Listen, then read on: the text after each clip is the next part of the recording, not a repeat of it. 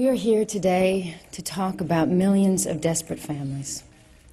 Families so cut off from civilization that they don't even know that a day like this exists on their behalf.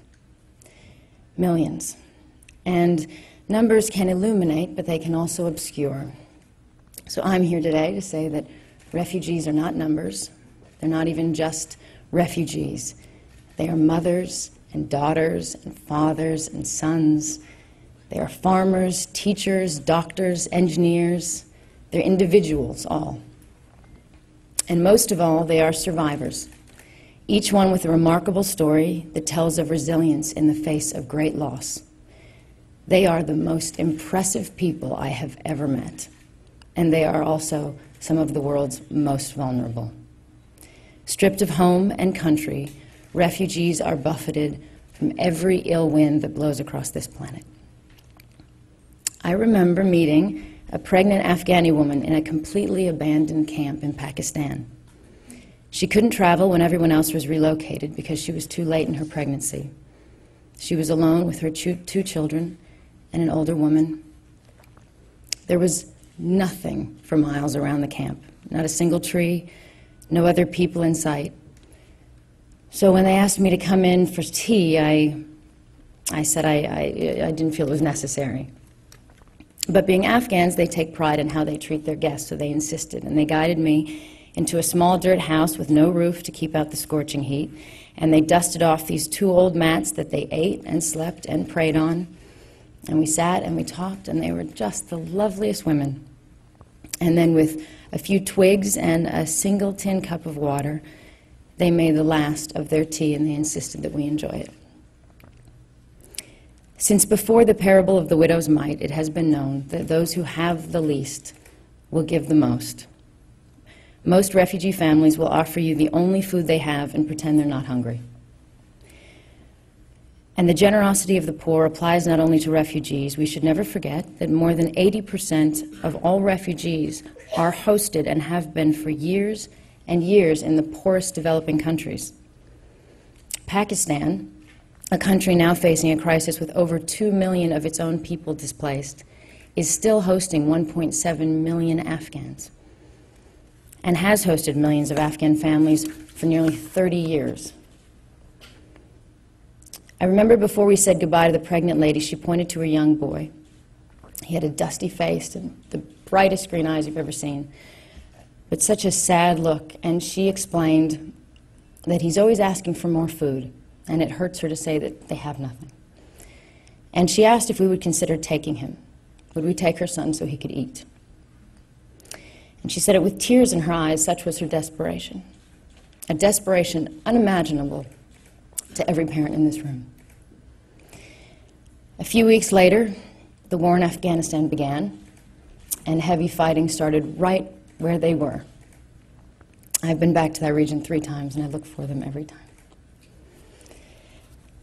The threat of climate change, the competition for resources, and ever-growing global inequality have created deepening, intractable conflicts. Whether it be Darfur, Myanmar, or the Swat Valley, or some as-yet unknown crisis, mass migrations will be a feature of our future, and we must adjust to this looming reality. And again, I would urge you to look beyond the simple numbers and look instead at the individual. I remember in Tanzania, I met a child in a tent. He sat on the dusty floor. He'd been shot in the back and left paralyzed. And he crawled forward to shake my hand. He was no more than 15. He had big, pretty eyes and a big, wide, sparkling smile. And after all he'd been through, was full of laughter and love. Later that night, I asked why he'd not been taken to a hospital or at least given a wheelchair. And I was told that the boy's entire family had been killed, so there was no one to look after him. And he'd not been accepted for asylum in a third country. And the aid workers had spent the money they could, but they didn't have any more.